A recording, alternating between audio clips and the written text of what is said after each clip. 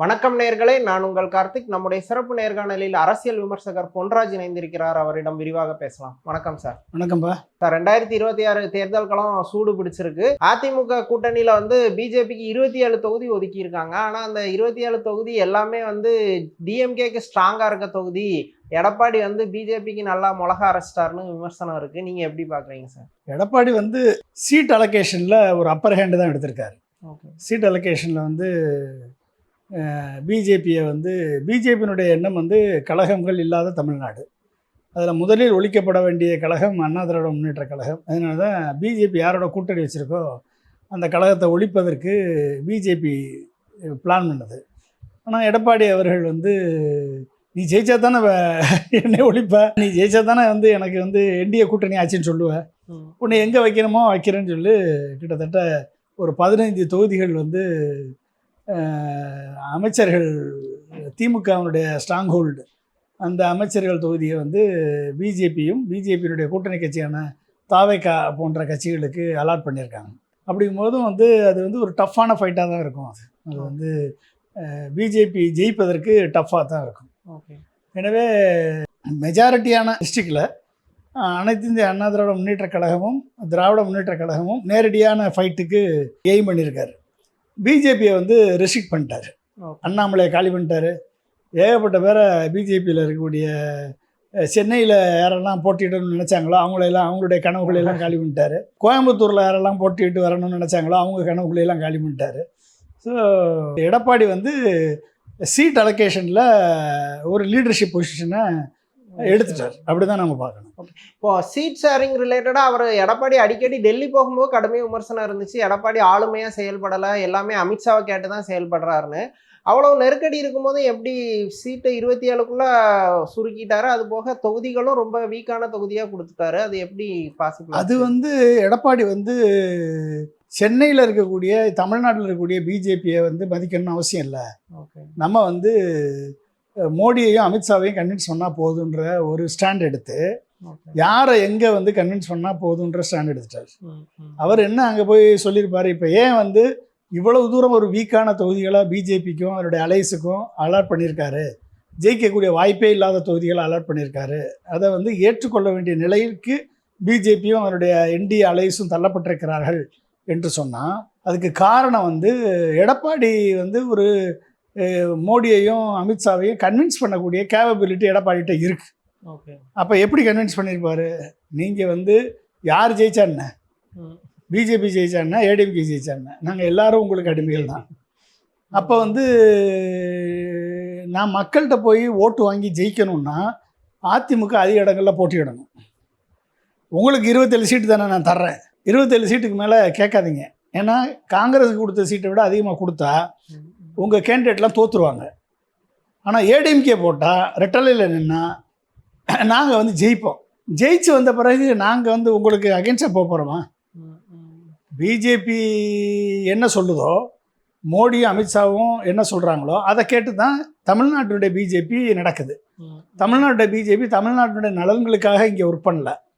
அதே மாதிரி அதிமுகவை சேர்ந்த நாங்களும் தமிழ்நாட்டு நலங்களுக்காக நான் ஒர்க் பண்ண மாட்டோம். பிஜேபி என்ன சொல்லுதோ அந்த கேட்கக்கூடிய அரசாங்கத்தை நாங்கள் உருவாக்குவோம். எங்களுக்கு முதலமைச்சர் பதவி வேணும், நாங்கள் ஆட்சிக்கு வரணும், ஆட்சிக்கு வந்தால் தான் எதுவுமே செய்ய முடியும் அப்படின்னு சொல்லி மோடி அமித்ஷாவே கன்வின்ஸ் பண்ணக்கூடிய கேப்பபிலிட்டி எடப்பாடிகிட்ட இருக்குது. அப்படின்னா சிரிச்சுக்கிட்டே கன்வின்ஸ் பண்ணிட்டு வந்திருப்பார்.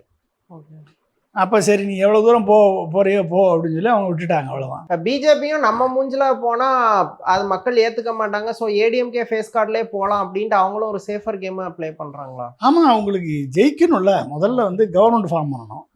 அப்போ ஜெயிக்கணும். ஜெயிச்சாதான் நீங்கள் அதை அச்சீவ் பண்ண முடியும், அந்த லட்சியத்தை அச்சீவ் பண்ண முடியும். இப்போ ஜெயிக்காமல் நீங்கள் எப்படி அச்சீவ் பண்ணுவீங்க? அப்போ அந்த ஜெயிக்கிறதுக்கான வழிமுறை என்ன? அப்போ ஏடிஎம்கே ரெட்டலை சிம்பிளில் போனால் தான் ஜெயிக்க முடியும். இதே அண்ணாமலையே 2021 தேர்தலில் மோடி படத்தெல்லாம் அழிச்சிட்டு தானே கேம்பெயின் பண்ணார். அண்ணாமலையே கேம்பெயின் அப்படி மோடி படத்தை போட்டால் இன்றைக்கி தமிழ்நாட்டில் பருப்பு வேகாதுன்னு தெரியுமில்ல உங்களுக்கு. நம்ம ஆட்களை கூட்டு வரலாம், மீட்டிங் போடலாம். ஆனால் மோடி படத்தை போட்டால் தமிழ்நாட்டு மக்கள் எப்படி ஏற்றுக்கொள்வார்கள்? அப்போ அந்த பயம் இருக்குது உங்களுக்கு. அந்த பயத்தின் காரணமாக ரெட்டலை அப்படின்னு சொன்னால் அதுக்கு கூடுதல் வேல்யூ இருக்கு, மதிப்பு இருக்குது. அப்போ நாங்கள் வந்து மோடி படத்தை போட்டு கேட்க மாட்டோம் அப்படின்ற மாதிரி உங்கள் படத்தை போட்டால் இங்கே செல்லுபடி ஆகாது. நான் ஜெயிச்சு வந்து உங்களுக்கு அடிமையாக இருக்கேன், நீங்கள் எதுக்கு பிஜேபி கட்சிக்காரங்க தான் அடிமையாக இருக்கணும்னு அவசியமா? ஏன் ஏடிஎம்கே அடிமையாக இருக்கக்கூடாது? நாங்கள் ஏற்கனவே 4.5 வருஷம் உங்களுக்கு அடிமையாக தானே இருந்தோம், ரெட்டை இன்ஜின் சர்க்கார் தானே நடத்தணும், நீங்கள் சொல்கிறது தானே கேட்டு செஞ்சோம், உங்களுக்காக நாங்கள் எல்லா மக்கள் விரோத சட்டங்களுக்கு ஆதரவு கொடுத்தோமா இல்லையா? அப்படின்றதுனால அது வந்து அவங்களுக்கு ஒரு கன்வின்சிங்காக இருந்திருக்கும். சரி பரவாயில்ல. ஓகே, அமித்ஷா பொறுத்த வரைக்கும் ஏடிஎம்கே கவர்மெண்ட்னால அது பிஜேபி கவர்மெண்ட் தான். அமித்ஷா பொறுத்த வரைக்கும் எடப்பாடி கவர்மெண்ட்னால அது பிஜேபி கவர்மெண்ட் தான். அதனால் வந்து சரி இருக்கட்டும் அப்படின்ற பேர் தான் வேறு, வித்தியாசம் தான் வேறு இல்லையா? மற்றபடி ஆர்எஸ்எஸ்னுடைய குரலாக தானே எடப்பாடி ஒழிச்சிட்ருக்காரு இவ்வளோ நாளாக. ஓகே, அவரை சுற்றி இருக்கவங்க அத்தனை பேருமே ஆர்எஸ்எஸ் இருந்து வந்தவங்க தானே அவரை சுற்றி அன்னைக்கு ஆட்டு வச்சுக்கிட்டு இருக்காங்க. அப்படிங்கும் போதும் எடப்பாடி சொல்கிறது தான் அவங்க கேட்பாங்க. வெறும் கூட்டணி மட்டும் இல்ல, கொள்கை ரீதியாவே பாஜகவோட பி டீமாவே மாறிட்டாங்க. ஏடிஎம்கேன்ற என்னைக்கு பெரியார் படத்தை ரிமூவ் பண்ணாங்களோ, என்னைக்கு போன மீட்டிங்கில் அண்ணா படத்தை தூக்கி எறிஞ்சாங்களோ, அதுக்கு பிறகு அங்கே அண்ணாவுக்கும் என்ன வேலை இருக்குது, பெரியாருக்கு திராவிடத்துக்கு என்ன வேலை இருக்குது? அண்ணாவும் கிடையாது, திராவிடமும் கிடையாது. அமித்ஷா ஆரிய முன்னேற்ற கழகம் தான் அதுக்கு பேர், அண்ணா திராவிட முன்னேற்ற கழகம் கிடையாது. இப்போ வானதி சீனிவாசன் போன தடவை கோவை தெற்குல ஜெயிச்சிருந்தாங்க, அந்த தொகுதியும் அவங்களுக்கு ஒதுக்கல. நயினா நாகேந்திரன் 20 வருஷத்துக்கு மேலவா திருநெல்வேலி தொகுதியில் அவரோட தனிப்பட்ட செல்வாக்கிலே வெற்றி பெற முடியும், அவருக்கும் திருநெல்வேலி தொகுதியை ஒதுக்கல. இவங்கெல்லாம் எப்படி வெற்றி வாய்ப்பு இல்லை அப்படிங்கிறதுனால அவங்களே பின்வாங்கிக்கிட்டாங்களா, இல்லை இதை நம்ம எப்படி புரிஞ்சுக்கணும்? ஆக்சுவலி போன முறை கமலஹாசன் வந்து கோயம்புத்தூர் சவுத்தில் நின்றதுனால வானதி சீனிவாசன் வந்து வெற்றி பெற முடிந்தது. இதை விட அவர் நிற்கலை. அப்போ என்ன ஆகும்? அங்கே தோல்வி தான் வரும் வானதி சீனிவாசன். கமலஹாசன் நின்றதுனால கடைசி நேரம் தில்லுமுள்ளுகள் பண்ணி தபால் ஓட்டுகளில் மேனிப்புலேட் பண்ணி வானதி சீனிவாசன் வெற்றி பெற்றதாக அறிவிக்கப்பட்டார். இப்போ வந்து அந்த வாய்ப்பு இல்லை, அந்த இங்கே வெற்றி பெறக்கூடிய வாய்ப்பு அங்கே இல்லை. அதனால் அவங்க வந்து தொகுதி மாறுறாங்க. திருநெல்வேலி ஏன் கொடுக்கலன்னு எனக்கு தெரியல. தமிழிசையும் மயிலாப்பூர்ல கண்டெஸ்ட் பண்றாங்க, அது என்ன மாதிரி வாய்ப்பு இருக்கும் சார்? மயிலாப்பூர் வந்து பிஜேபி சார்பான தொகுதி தானே அது. ஆனா பிராமின்ஸ் கேண்டிடேட்டை தான் அவங்க சப்போர்ட் பண்ண வாய்ப்பு இருக்கு. இவங்க வந்து ராதாபுரமோ இல்ல விலவங்கோடுனா கூட தமிழிசைக்கு கொஞ்சம் ஃபேவரா இருந்திருக்கும். அவங்க என்ன ஆங்கிள் கட்சி சார்பா நிக்கிறதுனால ஒரு வேளை அவங்களுக்கு வாய்ப்பு கிடைச்சாலும் நினைக்கிறேன். அதுவும் போக முன்னாள் கவர்னர் அவங்களுக்கு அந்த மாதிரி ஒரு வாய்ப்பு கிடைச்சாலும் கிடைக்கலாம். அதனால வந்து டஃப் தான் அது. வந்து இவங்களுக்கு எல்லாமே டஃப்பான லிஸ்ட் தான் கொடுத்துருக்காங்க. இது வந்து ஒரு புகைச்சலை தான் ஏற்படுத்தும். அது வந்து இப்போ அண்ணாமலையே வந்து தொகுதி இல்லாம அலையிறாரு. ஆக்சுவலா அண்ணாமலை வந்து கவுண்டம்பாளையம் இல்ல சிங்காநல்லூரை வந்து எய்ம் பண்ணி இருந்தாரு. ஆனா அந்த 2 தொகுதியும் கொடுக்கல, அதனால அவர் கண்டெஸ்ட் பண்ணல அப்படிங்கிற மாதிரி இது பண்றாரு. ஸோ அவங்க அவரோட ஆதரவாளர்கள் அது டிஸ்டர்ப் பண்ணுமா? கண்டிப்பா அது வந்து ஆதரவாளர்கள் கண்டிப்பா அந்த கூட்டணிக்காக ஒர்க் பண்ண மாட்டாங்க, அது வந்து உறுதி. எப்படி வந்து அண்ணாமலையினுடைய சாப்டர் அவரோட கேரியரையே க்ளோஸ் பண்ணிட்டாரு எடப்பாடி, இப்போ தொகுதியும் காலி பண்ணிட்டாரு, இப்போ எம்எல்ஏவும் ஆக முடியாது. அப்போ வந்து நீங்கள் வந்து என்ன பண்ணுறது? அப்போ வந்து அண்ணாமலை சார்ந்தவர்கள் எப்படி ஒர்க் பண்ணுவாங்க? அது வந்து அவங்களுடைய கோஆப்ரேஷன் இங்கே கிடைக்காது. ஓரளவு தொண்டர்கள் செல்வாக்கு இருக்க ஒரே பிஜேபி தலைவர்னா அது அண்ணாமலை மட்டும்தான். அவரையும் காலி பண்ணும்போது மற்றவங்க டிஸ்டர்ப் ஆகிறதுக்கான வாய்ப்பு தான் இருக்குல்ல. கண்டிப்பாக அது வந்து அவருடைய ஓன் எஃபர்ட்டில் தான் 18% கூட்டணி என்டிஏ கூட்டணி வாக்கு வந்துச்சு. 11.5% பிஜேபியும் 18% என்டிஏ கூட்டணி வாக்கு வந்துச்சு. அதில் ஏகப்பட்ட தில்லுமுள்ளு, அது 2வது விஷயம், அதை வச்சுக்கோங்க. பட் ஆனால் அதை வாங்கிய அண்ணாமலையை இன்னைக்கு வந்து கூட்டணியில் இவ்வளவு டம்மியான பிறகு அவர் எப்படி ஒர்க் பண்ணுவார்? எப்படி வந்து அவருடைய தொண்டர்கள், அவருடைய ஆதரவாளர்கள் இந்த கூட்டணி வெற்றிக்காக, எடப்பாடி வெற்றிக்காக பாடுபடுவாங்க? அது ஒரு கொஸ்டின் மார்க் தான். கொங்கு பெல்ட்ல வந்து எடப்பாடியை தவிர்த்துட்டு வேற யாரும் ஒரு ஸ்ட்ராங் லீடரா வந்துடக்கூடாது நம்ம கம்யூனிட்டியில அப்படின்ட்டு எடப்பாடி கான்சியஸா இருக்காரா? அவர் கான்சியஸாக இருக்காரு. அது மட்டும் இல்லாமல் எடப்பாடி வந்து ஒரு chief minister candidate, already chief மினிஸ்டராக இருந்தவர். அதனால் கொங்கு பெல்ட்டில் இருக்கக்கூடிய கவுண்டர்கள் அவங்கெல்லாம் வந்து எடப்பாடிக்கு வந்து ஒரு ஆதரவாக தான் இருக்காங்க. அதனால் வந்து கவுண்டர்கள் மத்தியில் கொங்கு பெல்ட்டில் எடப்பாடிக்கு ஒரு செல்வாக்கு இருக்க தான் செய்யுது, இல்லாமல் இல்லை. அந்த செல்வாக்கை வந்து சரியாக கை நகர்த்தி வேற யாரும் வந்துடக்கூடாது, வேற யாரும் குறிப்பா தலை அண்ணாமலை வந்துடக்கூடாது. சேம் கம்யூனிட்டிங்கிறதுனால எடப்பாடி அதுல இன்னும் கூடுதல் கான்சியஸா இருக்கிறார். கான்சியஸாக இருக்கார். அதனால் அவர் வந்து விடக்கூடாதுன்றது ரொம்ப தெளிவாக இருக்கார். ஓகே. அது அரசியலில் வந்து அவர் சசிகலாவே ஓச்சவர், ஓபிஎஸ் டிடிவியே காலி பண்ணவர். அப்புறம் எடப்பாடி இது ஆளுங்கட்சியாக இருக்கக்கூடிய 17 மாநிலங்களில் ஆளுங்கட்சியாக இருக்கக்கூடிய பிஜேபியினுடைய ஆதரவு பெற்ற மோடி அமித்ஷா ஆதரவு பெற்ற அண்ணாமலையே காலி பண்ணவர். அப்புறம் அவருக்கு சீட்டு கொடுப்பாரா? அது நடக்குமா? அது அதனால் வந்து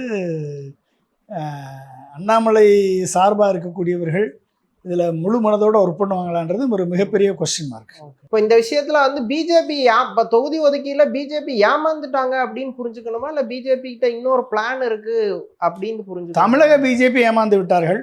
டெல்லி பிஜேபி வந்து எடப்பாடி பேச்சை நம்பி விட்டார்கள். அவ்வளோதான்.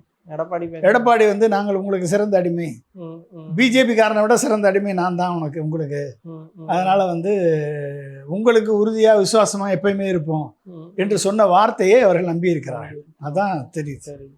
இப்போ தமிழ்நாட்டில் உள்ள அந்த சீனியர் லீடர்ஸான நயினா நாகேந்திரன், வானதி, இன்னும் நிறைய பேருக்கு அண்ணாமலை வளர்றது பிடிக்கலையா, அதனால அண்ணாமலைக்கு ஃபேவரான தொகுதியை பர்பஸ்ஃபுல்லாக அவாய்ட் பண்ணிட்டாங்களா? அதை எப்படி பார்க்கணும்? தெரியலையே. அவங்க நெகோசியேஷனில் கேட்டு வாங்கியிருக்கணும். அண்ணாமலை நிற்கணும்னு நினச்சிருந்தாங்கன்னா நெகோசியேஷனில் ஃபைட் பண்ணி என்ன தொகுதி, சிங்காநல்லூர், கவுண்டம்பாளையம், அது 2 தொகுதியாக வாங்கியிருக்கணும். இல்லை கரூர்லேயாவது ஒரு தொகுதி வாங்கி கொடுத்துருக்கணும். 3மே இல்லை அப்படின்றப்ப கோயம்புத்தூரில் ஒரு தொகுதி தான் கொடுத்துருக்காங்க. அப்படின்றப்ப உங்களுக்கு திருப்பூரில் 2 தொகுதி கொடுத்துருக்காங்க தெரியுது. கோயம்புத்தூரில் ஒரு தொகுதி தான் அப்படின்றப்ப வந்து அவர் இதுவரைக்கும் நர்ச்சர் பண்ணி வளர்த்த கோயம்புத்தூரில் அவருக்கு அந்த வாய்ப்பு இல்லாமல் செய்யப்பட்டிருக்கு. இத்தனைக்கு நாடாளுமன்ற தேர்தலில் வந்து ஏடிஎம்கே கேண்டிடேட்டை பின்னாடி தள்ளிட்டு அண்ணாமலை 2ஆவதாக வந்தார் கிட்டத்தட்ட. ஸோ அப்போ ஓரளவு பிஜேபிக்கு அங்கே ஸ்ட்ராங் ஹோல்டு இருக்குன்னு அதை அடிக்கணும்னு தானே எடப்பாடி இந்த வேலை பண்ணுறாரு. அப்போ நீங்கள் வந்து மதுரையிலும் வந்து பிஜேபி 3ஆம் இடம், ஏடிஎம்கே 3ஆம் இடத்துக்கு போயிடுச்சு. அதனால் மதுரையும் திருப்பூன்றதை கொடுக்கல. கோயம்புத்தூர்லையும் 3ஆம் இடத்துக்கு போயிடுச்சு. அதனால் கோயம்புத்தூர்லையும் பிஜேபிக்கு வாய்ப்பு கொடுக்கல. வாய்ப்பு கொடுத்தா வளர்ந்துருவாங்கன்றது ரொம்ப சாதுரியமாக தான் பண்ணியிருக்காரு எடப்பாடி. பிஜேபி அப்படியே கண்ட்ரோல்லே வச்சுட்டாருன்னு தான் புரிஞ்சுக்கணும். பிஜேபி சென்னை பிஜேபியை கண்ட்ரோல் வச்சிருக்காரு, தமிழ்நாடு பிஜேபி கண்ட்ரோல் வச்சிருக்காரு. ஏன் அங்கேயே நான் வந்து டைரெக்டாக நான் வந்து மாஸ்டருக்கே அடிமையாகிட்ட பிறகு கீழே இருக்க இவனுக்கு எதுக்கு அடிமையாகணும், இவனை எங்கே வைக்கணுமோ வச்சுட்டு போகிறோம், அவ்வளோதான் முடிஞ்சு போச்சு. இப்போ பீகார்ல வந்து நிதிஷ்குமாரை முன்னிறுத்தி தேர்தலை சந்திச்சுட்டு அப்புறம் நிதிஷ்குமாரை தூக்கிட்டாங்க. இப்போ தமிழ்நாட்டிலேயே அதுக்கான வாய்ப்புகள்லாம் இருக்கு. 2 முதலமைச்சருக்கு வாய்ப்பு இருக்கு. எடப்பாடி ஒருவேளை என்டிஏ கூட்டணி அறுதி பெரும்பான்மை பெற்று அமைச்சர் ஒரு வாய்ப்பு வந்தால் எடப்பாடி வந்து கொஞ்ச நாள் முதலமைச்சராக வச்சிருப்பாங்க. அதுக்கப்புறம் ஏடிஎம்கே காலி பண்ணால் தானே பிஜேபி வளர முடியும். எம்எல்ஏ காசு கொடுத்தோம் அந்த மாதிரி. எடப்பாடி வந்து ரொம்ப நான் பணிஞ்சு போகிறேன் அப்படின்ற மாதிரி இறங்கிடுவார். ஏன்னா மத்திய அரசுக்கு பணிந்து போகக்கூடிய ஆள் தான் அவர். அப்போ தமிழ்நாட்டினுடைய உரிமைகளை, தமிழ்நாட்டினுடைய முழக்கங்களை, தமிழ்நாட்டினுடைய உரிமை குரலை, தமிழ்நாட்டினுடைய மாநில சுயாட்சி, இருமொழி கொள்கை இதெல்லாம் வந்து அடகு வச்சு அவங்களுக்கு சாதகமாக தமிழ்நாட்டினுடைய கோயில்களை தாரை வார்த்து அவங்க என்ன சொல்கிறாங்களோ அத்தனையும் கேட்டு செஞ்சாருன்னா அவர் முதலமைச்சராக கன்டினியூ பண்ணுவார். அப்படி இல்லைன்னா அவரை மாற்றிட்டு 2 முதலமைச்சர் கிடப்பாங்க. 2 முதலமைச்சர் கிடச்சாங்கன்னா இருக்கக்கூடிய பிரச்சனைகள்லாம் வந்து போய் தலைக்கு மேலே நிற்கும். இன்றைக்கி வேற ஒன்றும் இல்லை. இப்போ எடப்பாடி வந்து சீட் ஷேரிங்கில், சீட் அலாட்மெண்ட்டில் பிஜேபியை தன் கட்டுக்குள் கொண்டு வந்து விட்டார். ஆளுமை நிறைந்தவர் அப்படின்றத ஒத்துக்கிறோம். சரி, இப்போ எடப்பாடி வந்து ஃப்ரிட்ஜ் கொடுக்குறேன்னு சொல்லியிருக்காரு. ஏற்கனவே 3 அறிவிப்பு கொடுத்தாரு. அதில் 60,000 கோடி ஃப்ரிட்ஜு கொடுக்குறாரு. அது 20,000 கோடி, 80,000 கோடி. அப்புறம் இந்த மாடு கீடெல்லாம் சேர்த்து தரேன் இருக்காரு. அதெல்லாம் சேர்த்திங்கன்னா 1 லட்சம் கோடி வருது. இப்போ ஏற்கனவே ஃபிஸ்கல் டெபிசிட் 1 லட்சம் கோடி, இத்தனை இலவச அறிவிப்புகள் 1 லட்சம் கோடி, 2 லட்சம் கோடி. நீ அடுத்து பாரத பிரதமர் மோடி வந்து பிரச்சாரத்துக்கு வருவார்ல, வரும்போதும் எடப்பாடி வந்து எஃப்ஆர்பிஎம் ஆக்டை எனக்கு தளர்த்தி நீங்கள் வந்து நான் கடன் வாங்குறதுல 2%, நான் அது 3% தான் வாங்க முடியும் ஜிஎஸ்டிபியில். தமிழ்நாட்டினுடைய பொருளாதாரத்தில் 3% அளவுக்கு கடன் வாங்கலாம், அதுக்கு மேலே வாங்க முடியாதுன்றது எஃப்ஆர்பிஎம் ஆக்ட். எனக்கு வந்து தளர்த்தி கூட 1%, 2% வாங்குறதுக்கு எனக்கு வந்து சரி, எடப்பாடி தான் முதலமைச்சர், அதிமுக முதலமைச்சர் தான், எடப்பாடி தான் முதலமைச்சர், எங்கள் சார்பாக என்டிஏ சார்பாக எடப்பாடி தான் முதலமைச்சர். அந்த முதலமைச்சர் கொடுத்த வாக்குறுதிகளை நிறைவேற்றுவதற்கு நாங்கள் வரி போட்டு உங்கள் மக்களை துன்பப்படுத்த மாட்டோம், அதிகமான கடன் வாங்குவதற்கு, கடன் வாங்கி திட்டங்களை செயல்படுத்துவதற்கு நாங்கள் வந்து உறுதுணையாக இருப்போம். அதனால எஃப்ஆர்பிஎம் ஆக்டை தமிழ்நாட்டுக்காக விதிவிலக்கு ஏற்படுத்தி 4%லேருந்து 5%, 4.5%, 5%க்கு மேலே தமிழ்நாட்டுடைய பொருளாதாரத்துக்கு அளவுக்கு மேலே கடன் வாங்குறதுக்கு நான் அனுமதிக்கிறேன் அப்படின்னு மோடி சொல்ல போகிறா எடப்பாடி? வாய்ப்பு இல்லை. ஒன்று. ரெண்டாவது, ஃபிஸ்கல் டேக்ஸ் ரெவல்யூஷன். எடப்பாடி தான் முதலமைச்சர், எடப்பாடி சொன்ன திட்டங்களை நிறைவேற்றுவதற்கு 1,00,000 கோடிக்கு மேலே ஆகுது. ஏற்கனவே 1,00,000 கோடி ஃபிஸ்கல் டெபிசிட்டு 2,00,000 கோடிக்காக நான் வந்து டேக்ஸ் ரெவல்யூஷனில் ஏற்கனவே 41% தான் இருக்குது. நம்ம கட்டுற ஜிஎஸ்டியில் 41% தான் டேக்ஸ் ரெவல்யூஷன் கொடுக்குறோம். இப்போ நான் 50% மாற்றி நான் டேக்ஸ் ரெவல்யூஷனில் தமிழ்நாட்டுக்கு அதிக நிதி கிடைக்கிற மாதிரி நான் ஏற்பாடு பண்ணுறேன்னு மோடி வந்து சொல்லுவாரா? வாய்ப்பு இல்லை. 2. மூணாவது, செஸ்ஸு போடுறாரு. டேக்ஸ் ரெவல்யூஷனில் வரக்கூடிய பணத்தை செஸ்ஸு போடுறாரு. 2014 10% இருந்த செஸ்ஸு இன்றைக்கி 28% செஸ். நான் வந்து தமிழ்நாட்டுக்காக எடப்பாடியை முதலமைச்சர் ஆகிறதுக்காக நான் வந்து செஸ்ஸை வந்து நான் குறைச்சிருவேன், செஸ் வரியை வந்து 10% ஆக்கிடுவேன், ஆக்கி உங்களுக்கு முழுமையாக நான் கொடுக்குற அந்த 50% டேக்ஸ் ரெவல்யூஷன் முழுமையாக வர்ற மாதிரி நான் ஏற்பாடு பண்ணி தமிழ்நாட்டை காப்பாற்றுவேன் அப்படின்னு மோடி சொல்லுவாரா? வாய்ப்பு இல்லை. 4வது, நீட்டை நாங்கள் வந்து நான் ஏற்கனவே ஆட்சியில் இருக்கோம், எடப்பாடி மட்டும் முதலமைச்சர் ஆனாருன்னா உங்களுக்கு நீட்டு, தமிழ்நாடுக்கு நீட்டு கிடையாது, நீங்களே வச்சுக்கோங்க அப்படின்னு சொல்லுவாரா? வாய்ப்பு இல்லை. 3வது, நான் வந்து என்றைக்குமே இந்தியை திணிக்க மாட்டேன், இருமொழி கொள்கையை நான் மதிக்கிறேன், நேஷனல் எஜுகேஷன் பாலிசியை திணிக்க மாட்டேன் அப்படின்னு சொல்லுவாரா? வாய்ப்பு இல்லை. வாய்ப்பு இல்லை. அப்போ இத்தனையும் வாய்ப்பு இல்லை. உன்னை எதுக்கு நான் தேர்ந்தெடுக்கணும்? தமிழ்நாட்டு மக்கள் கேட்பானா இல்லையா? இத்தனையும் செய்ய மாட்டீங்க. பிஜேபி வந்தாலும் முக்கியமான விஷயத்துலலாம் பிஜேபிக்கு வந்து அதிமுக ஒரு நெருக்கடியோ ஒரு கேட்டு வாங்க மாட்டேன். அப்போ நீ இதையும் செய்ய மாட்ட, எதுவும் பண்ண மாட்ட, உன்னை எப்படி நம்பி ஓட்டு போடுவாங்க? அதுக்கு பிஜேபிக்கே ஓட்டு போட்டுடலாம்ல. ஆனால் இப்போ ஆளும் திமுக ஆட்சி மேலே கடும் ஆன்டி இன்கம்பன்சி இருக்குது. ஸோ வெற்றி வாய்ப்பு வந்து ஏடிஎம்கே நோக்கி வந்துடும் அப்படின்ட்டு அவங்க நம்புகிறாங்க. உண்மையில் அந்த அளவு ஆன்டி இன்கம்பன்சி இருக்கா? ஏடிஎம்கேக்கான வாய்ப்பு இருக்குதா? ஆன்டி இன்கம்பன்சி இருக்குன்னே வச்சுக்கோங்க. ஓகே, 5% ஆன்டி இன்கம்பன்சி இருக்குன்னே வச்சுக்கோங்க. எப்போ எல்லா ஆட்சியிலையும் ஒரு 5%, 3%லேருந்து 5% வரைக்கும் இருக்கும். நீங்கள் 5% மேக்ஸிமம் வச்சுக்கோங்க, 5% ஆன்டி இன்கம்பன்சி வச்சுக்கோங்க. இன்றைக்கி டிஎம்கே அலையன்ஸு 45% இருக்குது. இன்றைக்கி என்ன தேமுதிகவும் மக்கள் நீதி மையமும் ஓபிஎஸ் சேர்ந்ததில் 50% கிராஸ் பண்ணியிருக்காங்க. இதில் ஒரே ஒரு ட்ராபேக்கு டிஎம்கேக்கு என்ன அப்படின்னா, மக்கள் நீதி மையத்துக்கு எந்த ரெப்ரசன்டேஷன் இல்லாமல் அவர் வந்து குறைஞ்ச சீட்டு உதயசூரியன் சின்னத்தில் போட்டிடுறேன்னு சொல்லிட்டு மனசு வெறுத்து நான் வந்து வேணான்னு சொல்லிட்டு போயிட்டார், கண்டஸ்டே பண்ணலன்னு சொல்லிட்டு போயிட்டார். நான் வந்து முழு ஆதரவை தருகிறேன், நிபந்தனையற்ற ஆதரவு தர்றேன்ட்டு போயிட்டார். இப்போ கீழே இருக்க தொண்டர்கள் எப்படி ஒரு பண்ணுவாங்க? அவங்க டிசப்பாயின்மெண்ட் ஆகும். அப்போ அது ஒரு நெகட்டிவ் ஃபேக்டர். அப்போ கமலஹாசனுக்கு வந்த சப்போர்ட்டே என்னது? திமுகவை எதிர்த்ததுனால தான். அப்போ திமுக எதிர்ப்பு வாக்குகள் கமலஹாசனுக்கு வராது. ஆனால் கமலஹாசனுடைய ரசிகர் வாக்குகள், கமலஹாசனுடைய நலம் விரும்பிகள், அந்த வாக்கு வரும்ல. இப்போ அந்த வாக்கை இழந்து நிற்க வேண்டிய சூழலில் இருக்குது. கமலஹாசனுடைய நற்பணி மன்ற தோழர்கள், கமலஹாசனுடைய கட்சிக்காரர்கள், அந்த ஃபேன்ஸ் வாக்கை வந்து டிஎம்கே மிஸ் பண்ணுறாங்க. அப்போ மிஸ் பண்ணும்ல. அப்போ அது ஒரு 2% வாக்கு போயிரும்ல. அந்த 2% வாக்கு நீங்கள் வந்து இழந்துட்டீங்கன்னா நம்ம வந்து டஃப் கண்டஸ்ட்டில் போய் நிற்கும். ஓகே, தேமுதிகவுக்கு 10 கொடுத்தா நம்ம குறை சொல்லலாம், கொடுக்கட்டும், ஓகே. ஆனால் கமலுக்கு நீங்கள் அவர் சொல்லிட்டாரு வேணான்னு சொல்லிட்டாருன்னா நம்ம எதுக்கு ஏற்றுக்கணும்? அவரை நீங்கள் வற்புறுத்தி அவருக்கு கூப்பிட்டு கொடுத்துருக்கணும், ஒரு 5 சீட்டாவது கொடுத்துருக்கணும். ஓகே, கொடுத்துருந்து அவரை தக்க வச்சுக்கிறது தான் வந்து புத்திசாலித்தனமானது. அப்போ இன்றைக்கி இருக்கக்கூடியது வந்து ஒட்டுமொத்த ஏடிஎம்கே இந்தியா கூட்டணி இன்றைக்கி அட்வான்ஸாக போயிட்டுருக்காங்க. சீட் ஷேரிங்கில் எடப்பாடி ஸ்கோர் பண்ணியிருக்காரு. திட்டங்களோ தேர்தல் அறிக்கையோ அவர் வந்து அவருடைய தேர்தல் அறிக்கையெல்லாம் வந்து அட்ராக்டிவும் கிடையாது, அது செயல்படுத்த முடியாது, நடக்காது. ஆனால் சீட் ஷேரிங்கில் போகிறார், ரெட்டலை பொசிஷன் பண்ணுறாரு, முதல்ல பிரச்சாரத்துக்கு போகிறாரு, எல்லாத்துலேயும் அட்வான்ஸாக இருக்கார். இது ஒன்று. ரெண்டாவது, அமித்ஷாவுடைய எலெக்ஷன் கமிஷன் இவிஎம்மு எஸ்ஐஆர் இந்த 3 உங்களுக்கு டிஎம்கேக்கு அகைன்ஸ்டாக இருக்குது. சரிங்களா? அப்புறம் விஜய் ஃபேக்டர் ஒன்று, விஜய் கட்சி, அந்த கட்சியில் வரக்கூடிய ஒரு ஃபேக்டர், அது அர்பன் கான்ஸ்டுவன்சி எல்லாம் வந்து இம்பேக்ட் ஆகும். இப்போ நீங்கள் கமலஹாசன் அங்கே வந்து நீங்கள் காம்ப்ரமைஸ் பண்ணிட்டீங்கன்னா அந்த இத்தனை 3 உங்களுக்கு அகைன்ஸ்டாக இருக்கும் பொழுது அப்போ டஃப் ஃபைட்டாக போகுமா இல்லையா அர்பன் கான்ஸ்டுவன்சி? டிஎம்கே அந்த இடத்துல ஒரு லாஸ் ஆயிட்டாங்க. ஆமாம், 5% 15% வச்சிருக்காருல கமலஹாசன் அர்பன் கான்ஸ்டுவன்சி.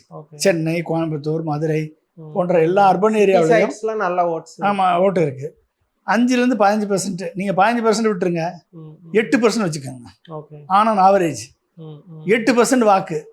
ஆனால் அதே இது தேமுதிகவுக்குள்ள இருக்குது. தமிழ்நாடு முழுக்க தேமுதிகவுக்கு வாக்கு இருக்குது. விஜயகாந்துக்கு ஒரு ஃபேக்டர் இருக்குது. விஜயகாந்துக்கு ரெஸ்பெக்ட் பண்ணுறாரு முதல்வர், அதில் ஒன்றும் பிரச்சனை இல்லை. ஆனால் அவங்களுக்கும் வாக்கு இருக்குது.